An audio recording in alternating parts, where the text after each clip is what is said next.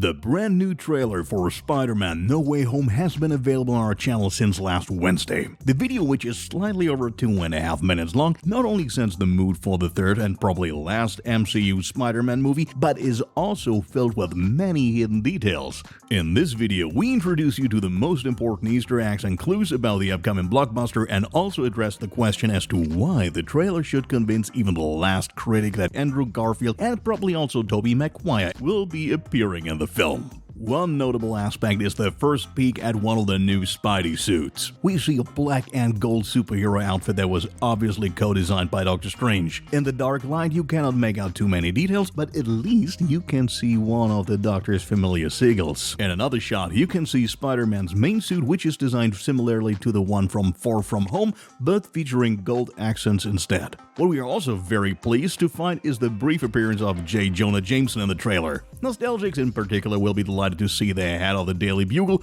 who became an indispensable figure in Sam Raimi's very first Spider-Man movie. However, Doc Ock's tentacles have received a small makeover. Not only does the fresh red paint job stand out, but the tentacles are also significantly larger. Could this be a sign that Doc Ock is using nanotechnology just like Spidey's iron suit? With the addition of the Green Goblin, we also get to see another villain. We were especially pleased to see the voice of Willem Dafoe, who to all appearances will once again impersonate the iconic villain of the first part. He's also spotted in a short sequence wearing a different suit from the one he wore in the 2002 film. In another epic scene, we get to see three adversaries at once: Elektra on the left, Sandman in the middle, and Lizard on the right. The first two could already be guessed in the previous trailer, while Lizard is newly included and looks visually the same as before. Hopefully different from before will be the deep fall of Peter's girlfriend, which also occurs in The Amazing Spider-Man and did not end well for Gwen Stacy. Let's conclude with two hints that point to a return of Andrew Garfield's Spider-Man. In an international version of the trailer, in the scene where Lizard wants to jump on an invisible person, you can see him obviously getting hit in the face, while Tom Holland's Spider-Man doesn't even touch him.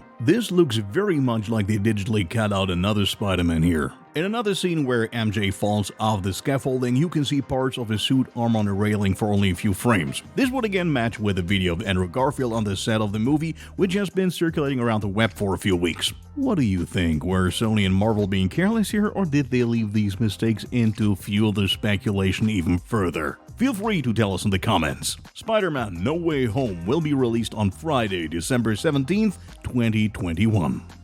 Last week was the big advertised Disney Plus Day. The celebration of the streaming service's anniversary naturally included all kinds of news about upcoming movies and series. Especially under the Disney brand, there was a lot to report. Among them were the live-action and animated mix Chip and Dale, Rescue Rangers, and the remake of Cheaper by the Dozen starring Zach Braff and Gabrielle Union, which are scheduled for release in spring 2022. Meanwhile, Hocus Pocus 2 with Bette Midler, Kathy Najimy, and Sarah Jessica Parker, and Disenchanted 2 with Amy Adams and Patrick Dempsey are scheduled to hit Disney Plus in the fall. Needless to say, Marvel fans weren't left out either, with announcements for She-Hulk, Agatha, House of Darkness, Hawkeye, the What If spin-off Marvel Zombies, a Guardians of the Galaxy Holiday Special, X-Men 97, and much more.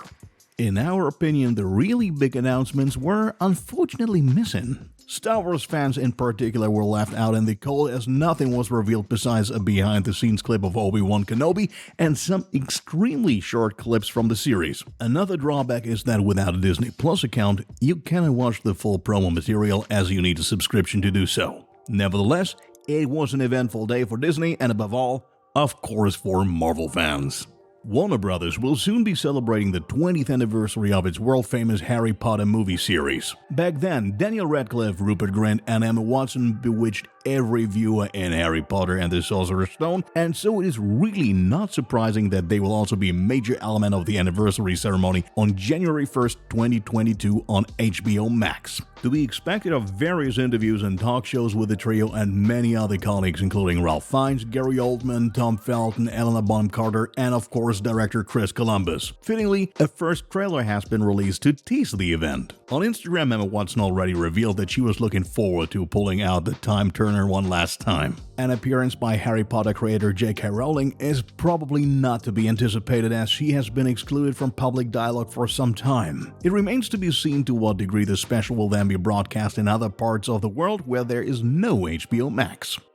According to The Hollywood Reporter, there is bad news for the cast and crew of Doctor Strange in the Multiverse of Madness. Apparently, they're not quite satisfied with the final outcome of the film, which means that they will have to do a lot of additional shooting. The plan is for a 6-week period of 6 days each week, though it's entirely possible that this is still an optimistic estimate. There are various insider sources, all of which say something different about the exact reason. Some say that additional shooting is not unusual, while others claim that massive changes are in the works and the project could stretch into the next year. We believe that all in all, the whole thing can be regarded in a fairly laid-back manner. Subsequent filming is really nothing unusual in Hollywood, although it is of course possible that the release date may also be delayed by a few weeks. As soon as we hear more details, we will let you know, of course. So far, Doctor Strange in the Multiverse of Madness is scheduled for release on May 6th, 2022.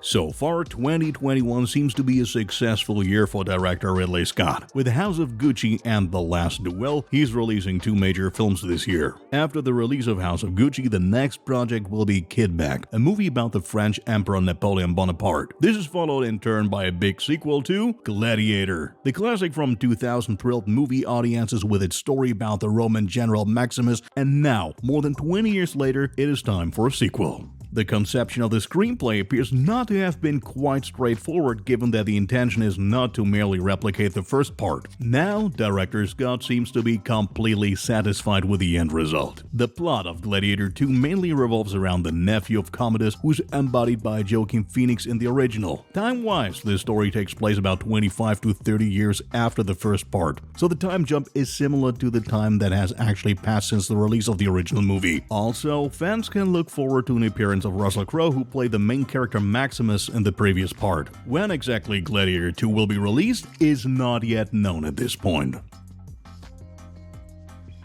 He worked on the script for the 5th part until the very end, but unfortunately he passed away in July this year. The talk is about filmmaker Richard Donner, of course, who not only created Lethal Weapon, but is also responsible for the cult movies Superman, Scrooge, and The Goonies. Despite his impressive age of 91, Donner insisted on continuing to write the script for Lethal Weapon 5 because he felt it was his duty to complete the series. After his passing, many had already dismissed the idea of a late sequel, but now there's good news for Lethal Weapon fans. At a fan event in London, Hollywood star Mel Gibson announced that he had already spoken with the Goonies star Corey Feldman regarding said sequel, and that even Richard Donner himself had encouraged him during his lifetime to direct the film should he pass away. The decision was therefore easy for him to make, especially since Donner's script is said to have been quite developed. Gibson should also have enough Lethal Weapon experience. After all, he played the lead role 4 times between 1987 and 1998 together with Danny Glover. The plot itself is still top secret, and we hope that filming will begin soon under Gibson's direction.